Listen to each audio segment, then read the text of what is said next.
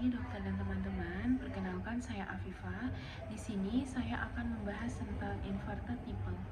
Secara umum untuk inverted nipple sendiri dia dibagi menjadi dua untuk etiologinya, yaitu dari kongenital yang kelainannya itu sejak lahir dan didapat atau acquired. Jadi untuk kelainan yang didapat itu dia disebabkan karena tarikan atau perubahan struktur dari jaringan payudara.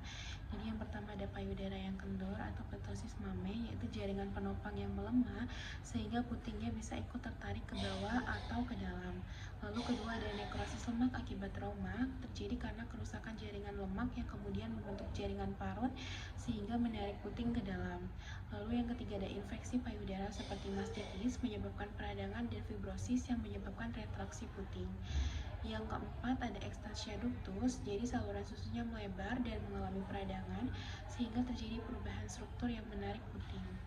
Yang selanjutnya ada tuberkulosis payudara yang menyebabkan granuloma dan fibrosis yang berubah sehingga strukturnya berubah dan putingnya bisa masuk ke dalam. Lalu pada pasca operasi payudara terbentuk jaringan parut yang menarik puting, dan yang paling penting ada keganasan payudara yang menyebabkan infiltrasi jaringan oleh sel kanker sehingga putingnya tertarik ke dalam dan biasanya terjadi unilateral dan progresif. Selain itu ada penyakit paget pada payudara yang menyebabkan perubahan pada puting termasuk retraksi disertai lesi seperti eksim.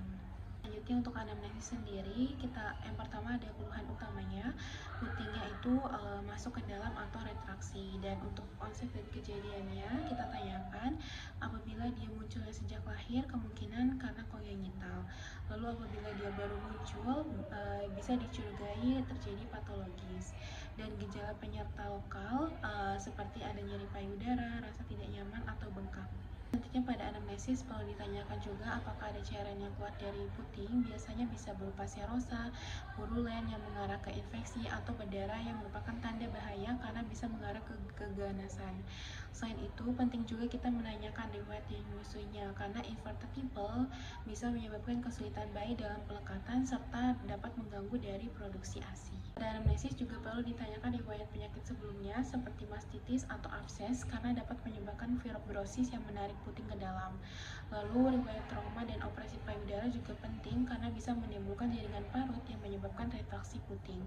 Selain itu gejala sistemik seperti demam dapat mengarah ke infeksi, sedangkan penurunan berat badan yang tidak jelas juga menyebabkan menjadi tanda dari tanda keganasan. Selanjutnya untuk pemeriksaan fisik, yang pertama ada inspeksi, kita menilai dari posisi puting serta simetris dari kedua payudara. Kemudian diperhatikan apakah terdapat perubahan kulit seperti kemerahan yang mengarah ke infeksi atau dimpling dan retraksi kulit yang mengarah ke keganasan. Selain itu, kita lihat juga apakah ada ulcerasi pada puting yang dapat ditemukan pada kondisi yang sudah lanjut. Pada palpasi, kita menilai apakah terdapat massa, nyeri tekan, serta konsistensi dari jaringan payudara. Kemudian, kita lakukan evaluasi kelenjar getah bening aksilanya untuk melihat kemungkinan penyebaran penyakit, dan selain itu dilakukan uji tarik puting untuk menilai dari derajat retraksi apakah putingnya bisa ditarik keluar atau tidak. Selanjutnya untuk pemeriksaan penunjangnya ada mamografi, yaitu dengan deteksi massa atau lesi yang mencurigakan, dan screening untuk keganasan pada payudara. Lalu ada USG, yaitu membedakan antara lesi kistik dengan solid, dan juga untuk evaluasi dari jaringan payudara terutama pada usia muda, dan bisa juga dilakukan duktoskopi, yaitu evaluasi langsung secara lactiferus untuk indikasi dari discharge puting. Untuk kriteria diagnosisnya itu ditegakkan berdasarkan pemeriksaan fisik, anamnesis, dan pemeriksaan penunjang apabila diperlukan. Dan untuk diagnosis dari inverted nipple itu ditegakkan berdasarkan temuan klinis berupa puting yang tertarik ke dalam. Kondisi ini bisa terjadi secara unilateral maupun bilateral. Selanjutnya dilakukan klasifikasi derajat, tujuannya adalah untuk menentukan dari tata laksana yang tepat. Berdasarkan klasifikasi dari Han dan Hong, didapatkan ada 3 grade. Jadi pada grade yang pertama disebut dengan shy nipple, yaitu masih ringan, tidak terdapat fibrosis yang signifikan, dan ductus lactiferusnya itu masih normal, dan putingnya mudah ditarik keluar dan dapat mempertahankan posisinya. Dan pada kondisi ini proses menyusuinya masih dapat dilakukan dengan baik. Untuk grade 2 dia sudah terdapat fibrosis sedang sehingga ductus lactiferusnya itu ikut tertarik ke dalam, dan putingnya itu masih bisa ditarik keluar tapi tidak bisa mempertahankan posisinya dan akan kembali masuk. dan menyusuinya masih memungkinkan, namun bayi biasanya mengalami kesulitan dalam pelekatan, dan sebagian besar kasus tidak memerlukan operasi dan dapat ditangani secara konservatif. Dan selanjutnya untuk grade 3 terdapat fibrosis yang berat sehingga ductal notifariousnya itu menyempit dan tertarik keluar ke dalam, dan putingnya itu tidak dapat ditarik keluar sama sekali, dan pada kondisi ini menyusui hampir tidak mungkin dilakukan, dan pasien juga sering mengalami komplikasi seperti mastitis, nyeri, iritasi pada puting.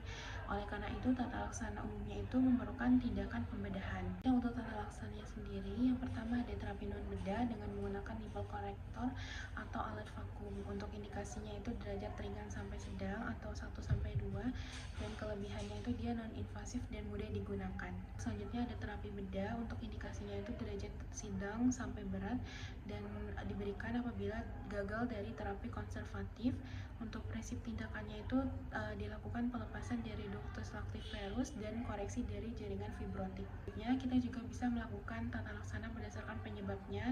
Kalau misalnya penyebabnya infeksi, diberikan antibiotik dan drainase jika abses, dan apabila ada keganasan, tata laksananya sesuai dengan protokol dari kanker payudara.